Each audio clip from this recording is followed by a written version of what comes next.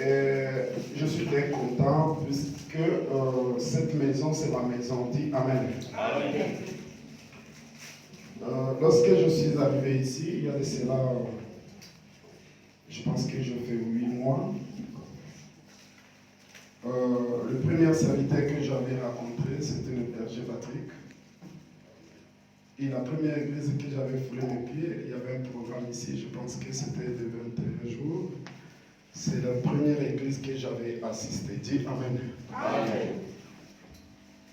Je pense que l'Éternel ne fait rien sans révéler son secret à ses serviteurs. Lorsque l'Éternel révèle quelque chose, puisqu'il voit, il nous a accordé 12 mois, 52 semaines et 365 jours. Vous savez, bien aimé dans le Seigneur, ce n'est pas donné à tout le monde de finir 12 mois, 52 semaines et 365 jours.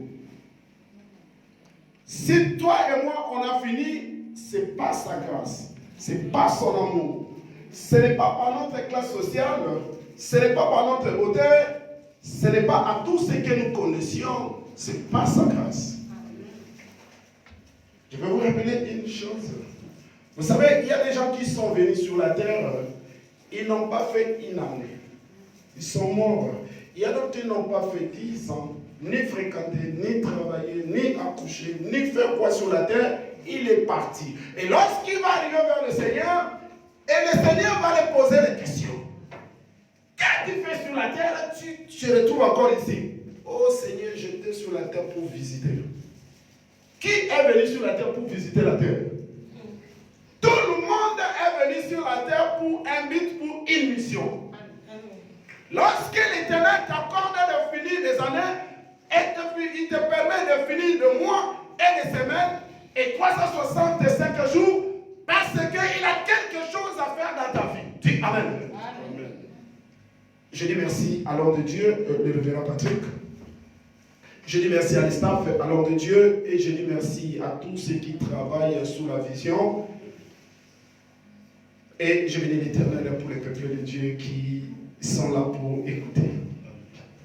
Bien aimé dans le Seigneur, il y a des préparations, il y a des préparations. Il n'y a rien que l'homme peut faire sur la terre sans avoir passé dans la préparation. Or, vous savez ce qui s'est passé dans ta vie en 2019. Qui sait ce qui va lui arriver en 2020? Qui connaît les surprises de 2020? Est-ce que le 2020, les choses qui vont s'opérer, en 2020, ça sera la même chose que le 2019? Je ne pense pas. C'est la raison pour laquelle chaque chose doit être préparée. L'homme est le fruit de mouvement, de déplacement. Si quelqu'un me permet que je t'explique pourquoi l'homme est le fruit de mouvement, de déplacement, Dieu n'a pas créé l'homme pour qu'il soit un sujet de stagnant. Stagnant, ça veut dire de rester sur place. Dieu a créé l'homme pour que l'homme soit un sujet de mouvement. Est-ce que quelqu'un voulait connaître ça? Vous voulez connaître le premier mouvement que tu avais fait? Et je vais parler des 3 mouvements que l'homme a fait sur la terre et ce que Dieu avait planifié pour l'homme. Est-ce qu'on peut acclamer notre Seigneur Jésus-Christ? Écoutez le premier mouvement que tu avais fait. Lorsque l'homme était dans l'inconscient, c'est-à-dire que tu n'existais pas, Dieu a pensé de toi pour t'envoyer sur la terre. Or, l'homme ne sortait pas sur la terre, l'homme sort d'où? À Dieu. Premier mouvement, premier déplacement de l'homme, c'est quitter le ciel, quitter chez Dieu et pour descendre sur la terre. Alléluia. Ça, c'est le premier mouvement. Lorsque l'homme porte le corps, je vous dirais une chose que quelqu'un doit comprendre. Qui avait prié pour que Dieu l'envoie sur la terre? Qui avait demandé à Dieu d'envoyer dans une nation, dans telle famille? Dieu nous a envoyés par sa volonté. pourquoi je suis né au Congo, pourquoi je suis né en Afrique, pourquoi personne ne peut entrer dans sa divinité, dans sa volonté, dans sa conscience. Lorsque Dieu t'envoie sur la terre, ça c'est le premier mouvement. Deuxième mouvement, Dieu nous dit quoi? Allez partout. C'est la raison pour laquelle tu t'es déplacé.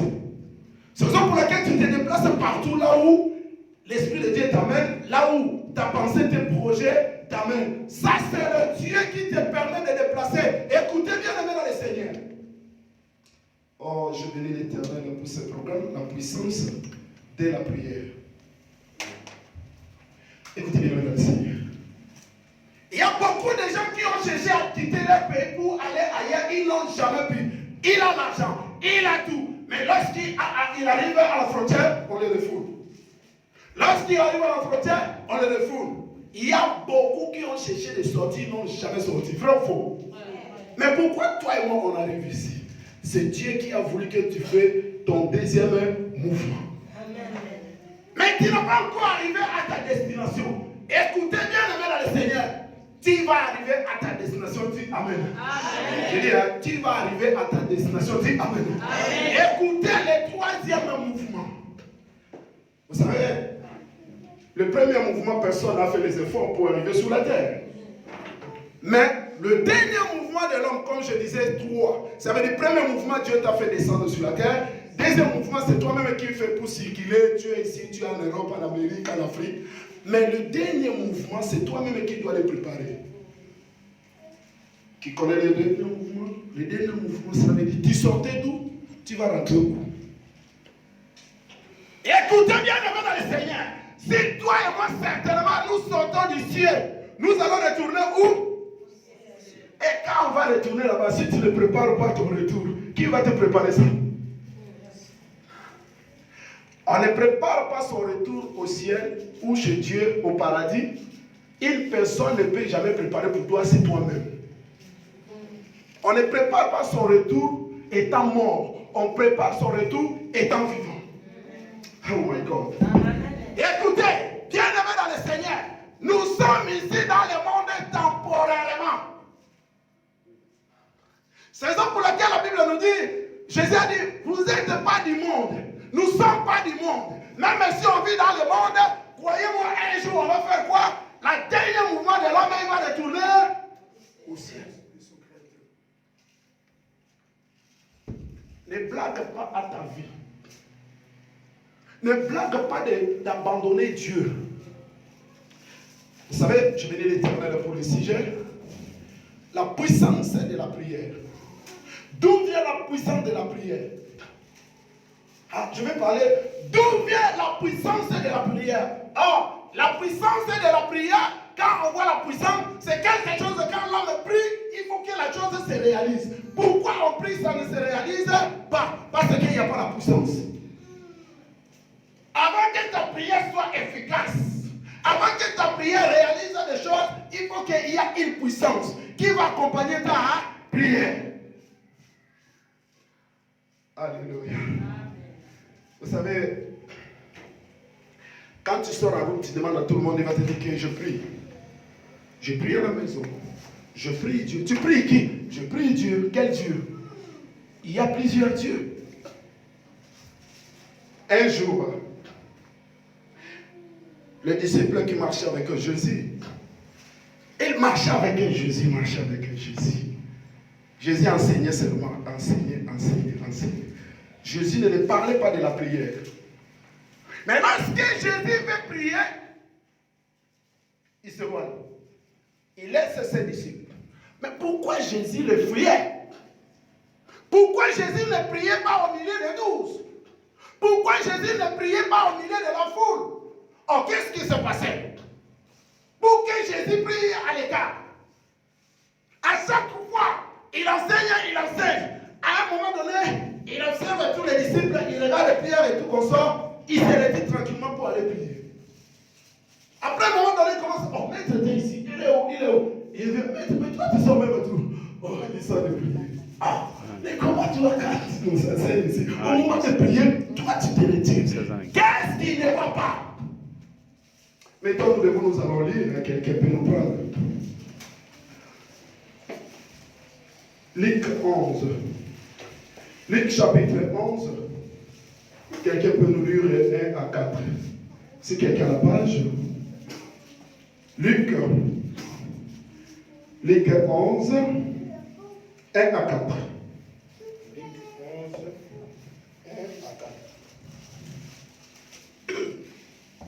Jésus priait un jour en un certain lieu.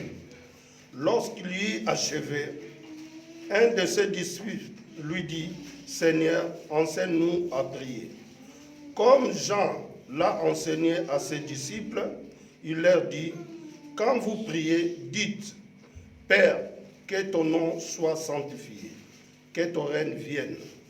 Donne-nous chaque jour notre pain quotidien. Pardonne-nous nos péchés, car nous aussi nous pardonnons à quiconque nos offenses. Et ne nous induis pas à tentation. » Amen. Amen. Asseyons-nous de nous le Seigneur. Vous avez compris que Jésus sort de prière. Il se présente devant les disciples. La Bible n'a pas mentionné le nom des disciples là. La Bible dit ceci. L'un de ses disciples lui pose la question. Puisqu'il a constaté qu'à chaque moment, Jésus se retirait ça pour prier et il ne savait pas prier. Bien aimé dans le Seigneur, que personne ne te trompe, tu ne connais pas prier. Nous tous, on ne sait pas prier. Personne ne connaît à prier. Nous ne connaissons pas à prier. Que personne ne te demande. Si quelqu'un dit, oh, je sais prier, tu sais prier ou pas? Le disciple qui était avec Jésus demande, montre-nous à prier. Et combien de fois nous, toi et moi, on n'était pas même à côté de Jésus. On va savoir prier comment. Et écoutez bien, aimé dans le Seigneur, lorsque ta prière n'est pas efficace, je vais te relater les éléments qui font ta prière que Dieu n'exauce pas. Je vais te montrer que ta prière n'a pas d'efficace, n'a pas de puissance, puisque nous prions, nous ne savons pas comment à prier. Oh, je prie, tu pries. Notre Père qui est assis, je vous salue, Marie, pleine de grâce. Je prie. Quelle prière? Écoutez, Daniel, il avait fait 21 jours. 21 jours, cela veut dire jeûne de prière. Et quand vous allez lire Daniel à partir de chapitre 10, 1 jusqu'à 3, et vous descendez, vous allez voir qu'il y avait des règles. Daniel n'a pas jeûné pour jeûner. Il n'a pas prié pour prier. Il y a des règles. Ça dépend de la manière que le Seigneur va parler à son leader. Lorsqu'on gêne, on fait quoi? On s'abstient de beaucoup de choses. C'est-à-dire quand tu veux que ta gêne passe bien, tu veux que ta prière passe bien, il y a des règles à respecter, il y a des règles à respecter, il y a des principes pour gêner, pour que Dieu t'exauce. Tu gênes, rien n'a changé. Tu gênes la situation que tu connais auparavant, ça reste intact. Tu gênes, tu retournes, tu es toujours dans la boue. Tu gênes, tu retournes, tu es toujours dans la boue. La Bible nous dit ceci. Lorsque Daniel jeûnait, il avait choisi des choses à manger. Il ne mangeait pas pour manger. Il a dit, je prends seulement des légumes. Pas de viande, pas de vin, pas de... Vous allez voir aujourd'hui, quelqu'un qui gêne, il vient ici. Quand il va rentrer, oui, nous sommes en gêne. Il boit, il fait. Écoutez, le jeûne ne vient pas pour condamner. Le jeûne, c'est toi qui cherches quelque chose de la part du Seigneur. Tu cherches la face de Dieu. Tu cherches que Dieu te donne la solution à ta situation. Tu dois regarder d'abord ton statut. Tu dois regarder d'abord ton cœur. Si tu avais déjà mal ton cœur, tu te décharges d'abord. Tu regardes ta situation. Écoutez bien, aimé dans le Seigneur. Quand tu vois que ta situation devant Dieu n'est pas normale, même dans ta maison, même dans ta chambre, change un peu la situation là. Essaye un peu de te retirer. Écoutez bien, aimé dans le Seigneur. Je suis en train de parler aux chrétiens qui maîtrisent la parole de Dieu. Cela veut dire que vous êtes enseignés. Lorsque tu vois ta situation, les jeunes ne viennent pas pour te condamner. Les jeunes ne viennent pas pour te juger. Les jeunes ne te disent pas mange ça, fais ceci. Non. Les jeunes, c'est toi qui cherches la face de Dieu. Écoutez bien, le Seigneur, lorsque Dieu a fait le ciel et la terre, Dieu n'a pas jeûné. Il va jeûner pourquoi? La Bible nous dit quand Dieu nous a créés, il va jeûner. Il va jeûner pourquoi? C'est toi qui gênes puisque tu as besoin de quelque chose de la part du Seigneur. Regarde d'abord ton statut. Regarde d'abord ta situation. Retire-toi d'abord. Mets-toi à côté. D'habitude, on a l'habitude de dire que nous sommes dans la montagne. Quand on dit dans la montagne, ça veut dire qu'on abandonne tout. Tout ce que vous connaissez, entre guillemets. Moi, je n'ai pas besoin de dire les détails. Mais toi-même, tu te connais. La Bible nous dit dans Romains chapitre 7, à partir de 16, ce qui est bien, je le sais. Ce qui est bien, je le sais. Ce qui est mal, on connaît. Si tu fais le mal, tu sais que je fais le mal. Si tu fais du bien, tu sais que je fais du mal. Écoutez bien, les dans le Seigneur. Lorsque quelqu'un gêne, il est toujours avec ses fardeaux. Ça veut dire qu'il n'a pas compris pourquoi il gêne.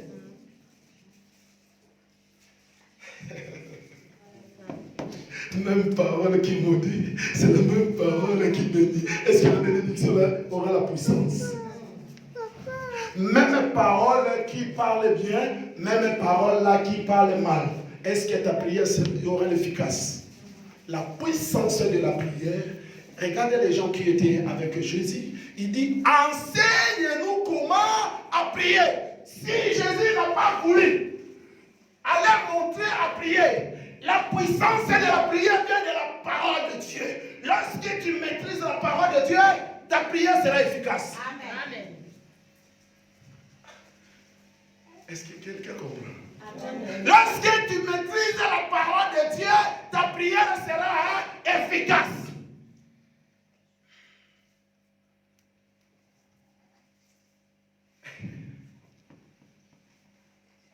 Vous savez, la bouche, il y a des péchés que les hommes commettent.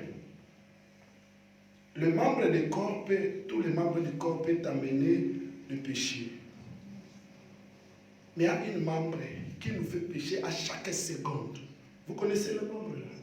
C'est la bouche. Pourquoi on a donné des clôtures? Les dents, les lèvres. Pour que la langue ne sorte pas. Quand ça sort, c'est mauvais. La Bible nous dit la langue, c'est le feu. Il peut consumer, il peut détruire. C'est la raison pour laquelle lorsque quelqu'un te parle bien, tu ne peux pas bien considérer. Lorsqu'il te parle mal, tu saisis dans ton corps. Ça veut dire qu'il y a des paroles que tu peux dire à quelqu'un, ça les détruit. Et quand ça va les détruire, donc il marche comme ça, il est mort. Dès qu'il te voit, ah, il m'avait parlé mal. Dès qu'il te voit, ah, il m'avait parlé mal. Donc ça reste. La langue ici, ce n'est pas en vain. Avant de faire sortir ta langue, Dieu a mis des clôtures, les dents et les lèvres. Avant de parler, contrôle ta langue. Puisque ta langue que tu vas invoquer Dieu, Dieu va le faire. Mais avant de le faire, il regarde. Vous savez que la langue fait suer tout le corps. Peut-être les gens pensent que tous les péchés que les gens comptent là, ils oublient que le péché qu'on consomme chaque seconde, c'est la langue. Et vous savez, fais nécessairement ta langue, c'est mauvais. Alléluia. Fais nécessairement ta langue. Puisque la langue, c'est mauvais. Parfois, la langue parle quelque chose que les yeux n'ont vu. La langue parle quelque chose qu'ils ne maîtrisent pas. On m'a dit, on t'a dit, tu as vu, tu comprends, prouve-nous. Oh, on m'a dit seulement. Comment ta prière peut être efficace lorsque tu parles mal à ton pasteur? Comment ta prière peut être puissante lorsque tu parles avec un modératrice qui vient de modérer puissamment? Vous savez, je vais vous dire une chose. Moi, si j'arrive dans une église, je n'ai pas besoin de connaître ce qui est dans l'église. Je n'ai pas besoin. Après, mes pasteurs, c'est lui qui m'avait réussi. On s'est salué. Il est là. Il ne sait pas même là où je suis.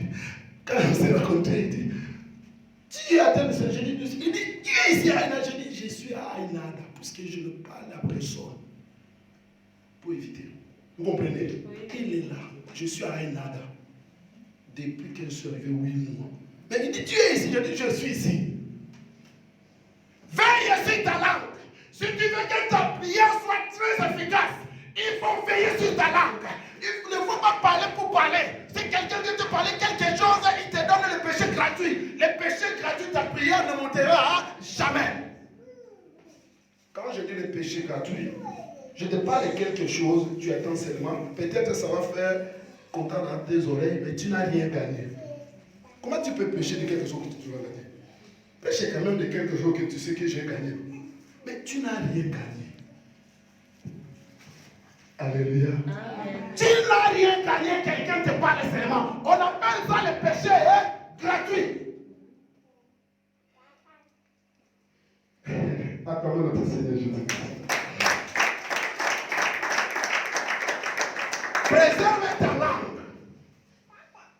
Puisqu'il y a la bouche qui fait l'ensemble de tous les membres qui est dedans, la langue, les dents et les lèvres. Lorsque tu vas veiller, tu contrôles ce que tu parles. Quelqu'un qui te parle quelque chose que tu ne maîtrises pas. Dis pardon, ne me dis pas des choses comme ça. Vous savez, moi j'ai peur des hommes de Dieu. Si quelqu'un vient me parler de toi là, je vais l'écouter d'abord bel et bien. Dès qu'il finit, je dis pourquoi tu me dis ça? Ouais, tu n'as pas autre chose à me parler. Si tu n'as rien à me parler, chante à ton patois. Donc, Yeman Moumambo Kanabino. Yeman Zé Moumambo Kanabino pour se monter au Yoga. Vous allez, pourquoi vous êtes là? Parce que là, ça se connaît. Qui est juste sur la terre? Qui est juste sur la terre? Mais pourquoi prendre ton mal, tu gardes, tu prends pour l'autre, tu exposes? Vous savez, il ne faut pas minimiser quelqu'un lorsque quelqu'un vit. Est-ce que quelqu'un comprend? Il ne faut pas minimiser quelqu'un lorsque quelqu'un vit. Quand quelqu'un vit, faites attention de sa vie. Vous savez, dans la Bible, vous allez constater, le peuple qui est combattu, ce sont les peuples de Dieu. Le peuple que Dieu a livré entre les mains des païens, ce sont Israël. Si toi tu es combattu, croyez-moi que tu as quelque chose de Dieu. Amen. Et lorsque tu as quelque chose de Dieu, le monde ne peut jamais t'aimer. Oh, je vais vous dire quelque chose, le Saint-Esprit me parle. Je dis à un frère, tu as l'ennemi ici dans l'église. Vous ne parlez pas. Quand le berger dit qu'on va prier, on va envoyer le feu chez nos ennemis, tu vas manger. Le feu là-bas. Il est ici, lui envoie sur toi. Oh non, le feu chez mon ennemi. Toi aussi, le feu. Le Seigneur va regarder qui a raison. Qui a raison parmi vous? Toi, tu es innocent. Mais toi, tu fais selon ton leader. Le pasteur a dit envoie le feu. Ton ennemi est là. Lui-même, il sait que quand il envoie sur toi. Toi aussi, tu sais que quand j'envoie mon ennemi qui est là, le feu, bien aimé dans le Seigneur, comment nous sommes dans la même église, on est des ennemis. Comment nous sommes dans la chorale, on ne s'entend pas. Mais attends un peu. J'ai dit, nous chantons ici, nous prenons le micro ici. Regarde mon leader, mon berger. Depuis que je suis là, on se voit rarement. On rentre comme ça, salut. Même il était Dieu ici, je suis dit, pourquoi je vais parler mal à l'homme de Dieu? Parce qu'il ne m'a pas donné le micro de parler. Non, je passe ce temps-là. Je vais vous montrer quelque chose. Vous connaissez les hirondelles, non? Les petits oiseaux là qui sortent à 17h ou 18h. Vous connaissez quand ils sortent, non? Ils sortent en vrac, non? Qui a déjà vu des hirondelles se cognent là-bas? Vous avez vu les hirondelles là-bas se cognent? Mais quand ils sortent, en vidéo, chacun a son espace. C'est pas ça? Chacun a son couloir. Toi, tu sors du Bakongo. Moi, je sors du Cameroun. L'autre sort du Bénin. L'autre sort de Bakongo là-bas. L'autre sort de l'Équateur. L'autre de Kassai. Et vous vous racontez dans l'église où est le problème de vous? Moi, je prêche. La servante de Dieu modère. Où est le problème de vous? Elle est modératrice. Moi, je suis le prédicateur. Où est le problème avec mon grand qui est là-bas qui nous fait des choses bien sablies? Où est le problème? Écoutez bien les dans le Seigneur. Faites attention. Je vais aider une personne. Avant qu'on lise le dernier passage. Une personne m'a confié, je ne sais pas son nom, son église. Jamais même programme là-bas, j'ai arrêté. Puisque je dois honorer mon leader. Amen. Amen. J'ai un programme là-bas, mais j'ai dit non, leader, je ne sais pas où des trois sont pas. Je ne viens pas. Il dit, ah non, il n'y a pas de problème ici. Bon. Puisqu'il faut que j'honore le révérend Patrick, comme ils m'ont invité. C'est ça que j'ai arrêté là-bas. Il y a une femme. Elle aussi de nôtre, puisque les deux Congos, c'est le Congo. Amen. Amen. Dans l'église, et un pasteur a sollicité pour la marier. Elle refusait. Il demande de conseil à un frère dans l'église. Il dit non, il ne faut pas l'aimer. Bon, la sœur a gardé silence. Jusqu'à ce que la sœur a compliqué. Non. Il faut que le pasteur, si je me marie avec, ils se sont mariés. Le pasteur monte maintenant, la bénédiction s'ouvre. Quand la femme témoigne, il dit hey, quand le pasteur m'aimait, le frère me disait que nous n'aimions pas le pasteur. Aujourd'hui, j'ai compris que le pasteur était mon mari. Mais regarde ce qui se passe. Lorsque la femme là est bénie, toute sa communauté est bénie. Dis Amen. Amen. Je donne conseil à une personne. Quand vous êtes dans l'église de Dieu, vous êtes là pour être la bénédiction de tout le monde dans l'église. Est-ce que quelqu'un comprend? Puisque si vous êtes béni, le leader est béni. Si vous êtes élevé, tous les frères ici sont. Vous voulez que je vous relate un peu? Regardez, celui qui est chargé de sélectionner les noirs pour aller au cinéma, c'est sa femme qui sélectionne. Et bon, excusez-moi de dire tout ça. Elle est congolaise de Brazzaville. Elle va prendre beaucoup ce qui. C'est pas le Brazzaville? C'est pas ça? Elle peut prendre beaucoup, non? On va la condamner. Et pourquoi pas nous les Congolais aussi RDC? Pourquoi pas quand tu vois si ta soeur ou ton frère passe un mauvais chemin, dis pas là-bas, passe comme ça, ok? Si c'est avantagé, nous tous, l'église sera bénie. Mais si nous regardons plus, ce qui nous compte plus, excusez-moi d'utiliser le nom RDC, c'est polémique. Mais quand les gens qui sont là, disent oh papa, pourquoi il prend? J'ai dit, elle a raison de prendre plus le Congolais Brazza. Puisque c'est elle qui tient la clé. Il faut que si il prend notre Congo un peu, elle a raison. Puisque nous, on doit aussi encourager, comme mon leader comme ça, comme les hommes de Dieu comme ça. Si je vois qu'il est responsable, moi je ne peux pas parler mal de lui. C'est au contraire, je dois le soutenir pour qu'il avance. Si je te vois qui a la vision, qui peut sauver beaucoup de gens, moi je dois t'encourager. Kabila, quand il était devenu président au Congo là-bas, il y avait des gens qui étaient en Europe, en Belgique, qui travaillaient dans les restaurants. Quand ils savaient que mes amis sont là-bas, ils travaillent dans les restaurants. Ils ont fini par être quoi? Les ministres. Quelle est la relation que tu vas faire avec quelqu'un si ce n'est pas dans l'église?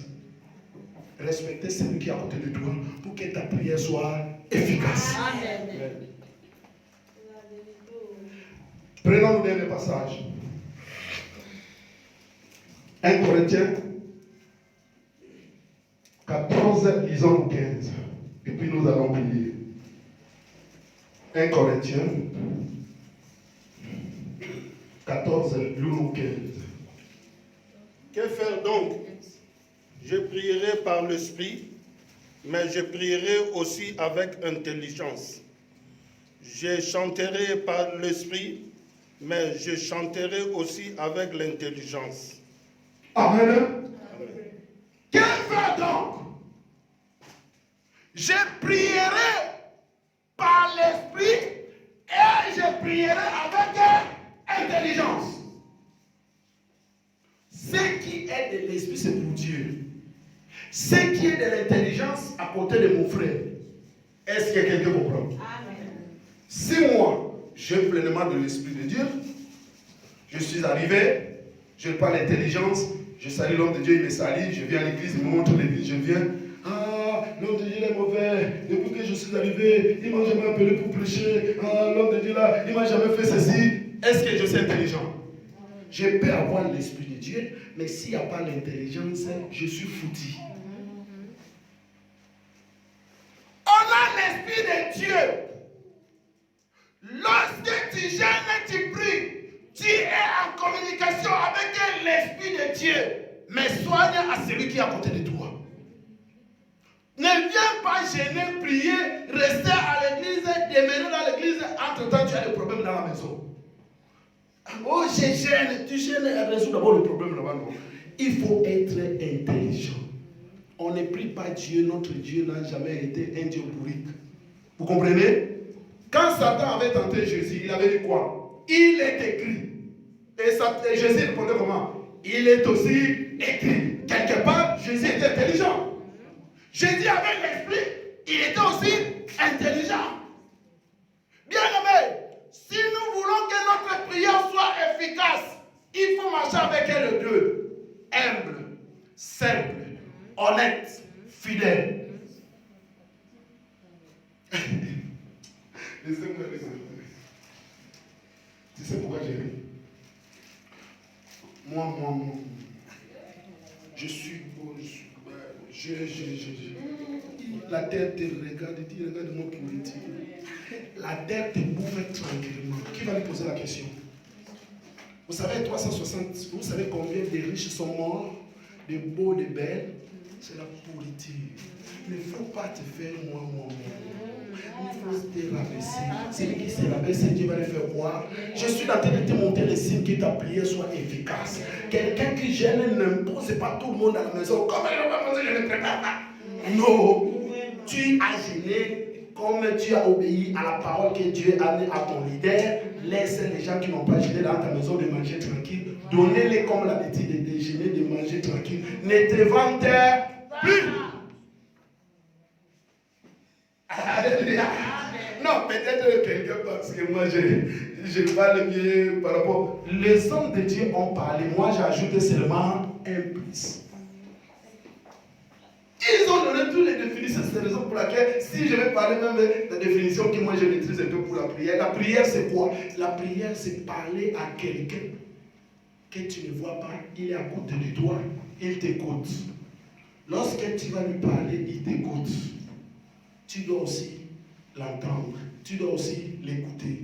La prière, c'est parler à Dieu, écouter Dieu et entendre. Vous savez, Pierre était avec Jésus. Jésus a dit qu'il faut donner à manger aux gens. Il dit, on va trouver, il dit, donnez-les à manger. Or, Jésus savait ce qu'il allait faire. Jésus a pris le pain et les poissons. Il a prié Dieu. Et puis il a dit, multipliez, faites-les asseoir. Déjà été assis, ils ont mangé. Jésus a ajouté, il a dit ceci.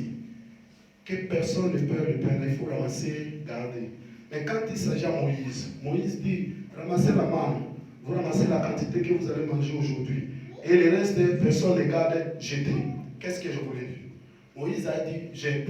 Jésus a dit, gardez le reste. Ce qui veut dire, lorsque tu entres dans le jeûne et prière, dans le programme tel que nous sommes en train de passer, ayez l'habitude, tu es entré pour te sanctifier, tu es entré pour monter en puissance. Et à ta sortie, il faut savoir à garder ton programme là, à garder ta délivrance là, à garder la solution que Dieu t'a donnée. Lorsque nous prions sincèrement, notre prière sera puissante. Et lorsque notre prière sera puissante, quand tu vas sortir ici, ne soyez pas comme le porc. Il sort dans la boue, il part, il se lave, et puis il va retourner encore dans la boue. Ça veut dire que tu y as fait rien.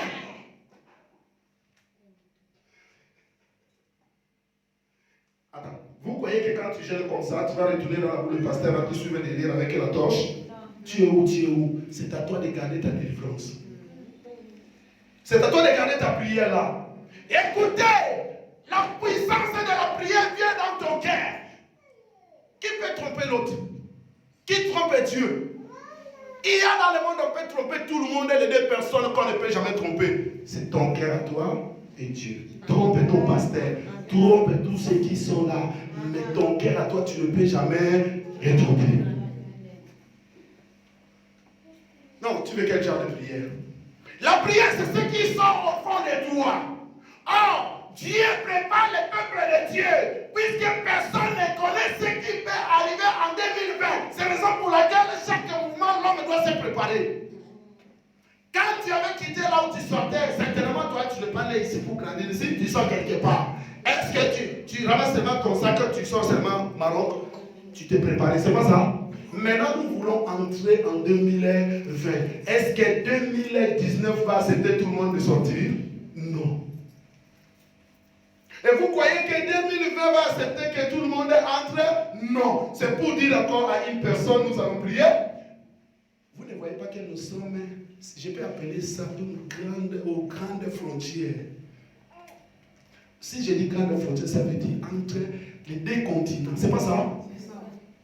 Nous sortions dans les frontières, les petites frontières. Ici, c'est la grande frontière. Ça veut dire qu'il y a le mystère d'Afrique. Il y a le mystère d'Europe. Le mystère d'Europe refuse que les gens de l'Afrique entrent. Et le mystère de l'Afrique refuse que ces gens-là sortent. Que personne ne trompe que les Arabes n'ont pas la sorcellerie. Ils ont la sorcellerie. en sorcellerie que personne ne vous trompe. L'Afrique ne peut jamais nous accepter de sortir librement. Il faut qu'il y ait une prière puissante afin que tu sors miraculeusement. Pour casser les murs ici.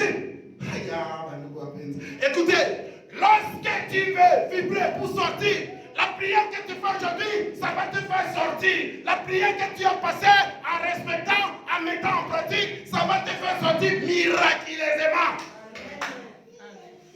Quelle que soit laquelle condition que tu vas prendre. Vous savez, un enfant là, il voulait traverser. Papa prie pour moi. Je dois traverser. J'ai dit, tu veux traverser? Je me regarde comme ça. Je sentais que ce n'est pas bon pour lui. Je sentais que ce n'est pas bon pour lui. Alors, j'ai dit, mais toi, je vais prier. Comme tu as demandé. Ayez l'habitude de demander la prière à votre leader. Amen. Alors, je dis, mets-toi à genoux. Il se met à genoux. Je dis, Dieu de grâce, Dieu tout-puissant, je ne suis pas capable, mais c'est toi. Comme ton fils a reconnu que je suis ton serviteur, la prière que je fais pour lui, papa, que cet enfant arrive à sa destination. Et papa, s'il y a quelque chose de mal, prends contrôle dans ton ciel. Amen, amen. Va mon fils. Il arrive là-bas, il monte dans les zodiacs. Il traverse le monteur là, ça calait. Ça calme. Ça calme. Ils sont arrivés loin. Le monteur là a calé bien. Zodiac a commencé à donner l'eau. Regardez, il est géant plus que moi. Mets-le un peu devant mon gars.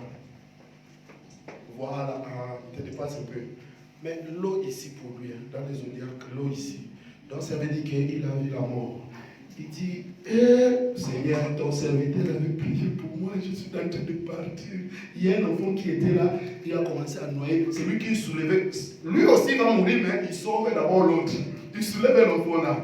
Subitement, il voit le bateau qui vient, le grand bateau qui vient. Ils ont signalé, le bateau dit, il faut comprendre les gens. Les bateaux s'approchent pour le prendre. La police là-bas appelle, ne les prenez pas. Donc les bateaux s'arrêtent là-bas. Les bateaux regardent comment les gens vont mourir. L'eau monte, le mari là ne vient pas. Il dit, Seigneur, vraiment, la prière de ton serviteur n'a pas trouvé, je suis en train de partir. Subitement, le mari là vient, il les récupère. Il dit, papa, je vis la mort. Donc, faites attention, quand un homme de Dieu, tu es à sa disposition, chaque mouvement que tu vas faire, vient que l'homme de Dieu prie pour toi.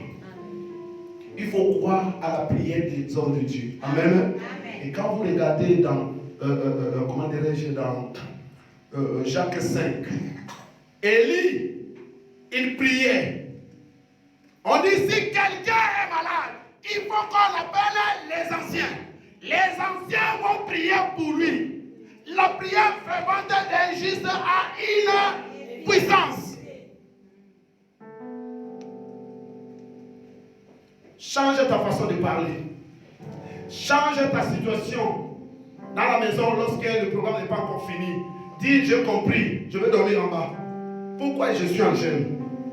Ne faut pas se quereller. Ne faut pas manger pour manger. Ce que l'homme de Dieu a dit, il y a des jeûnes de prière partielle.